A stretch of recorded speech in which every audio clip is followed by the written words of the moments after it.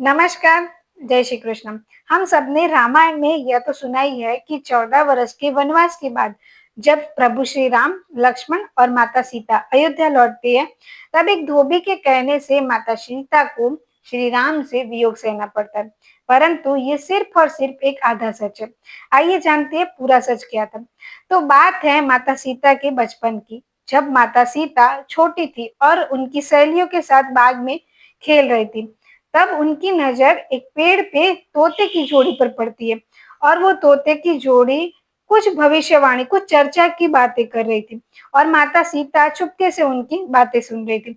वो तोते की जोड़ी भविष्यवाणी कर रही थी कि आने वाले समय में राम नाम का महान प्रतापी राजा होगा और उनका विवाह सुंदर राजकुमारी सीता से होगा। जब माता सीता को पता चला कि ये मेरे बारे में ही बात कर रही है, तब उनको ज्यादा जानकारी जानने की उत्कंठा हुई और वो तोते की जोड़ी को पूछते हैं कि उनको ये जानकारी कहाँ से मिली। तब वो तोते की जोड़ी माता सीता को बताते हैं कि हमने महर्षि वाल्मीकि के मुख से ये बात सुनी थी। तब माता सीता को और बातें सुनने की उत्कंठा हुई और वो और जानकारी प्राप्त करने की कोशिश कर रही थी, प्रयास कर रही थी। परंतु वो तोते की जोड़ी उड़कर कहीं दूर जाना चाहती थी। तब माता सीता नर तोते को छोड़ देती है, परंतु मादा तोते को अपने पास बंदी बनाकर रख लेती है। मादा तोता गर्भवती थी और जब नर तोते ने बताया कि ये आप अमानवीय बर्ताव कर रही है, मादा तोते को छोड़ दो, परंतु माता सीता उनकी एक भी नहीं सुनती। तब नर तोता माता सीता को श्राप देता है कि जिस तरह मैं अपने जीवन साथी के विरह से तड़प रहा हूँ, उसी तरह आप भी एक दिन अपने जीवन साथी के वियोग से तड़पोगे।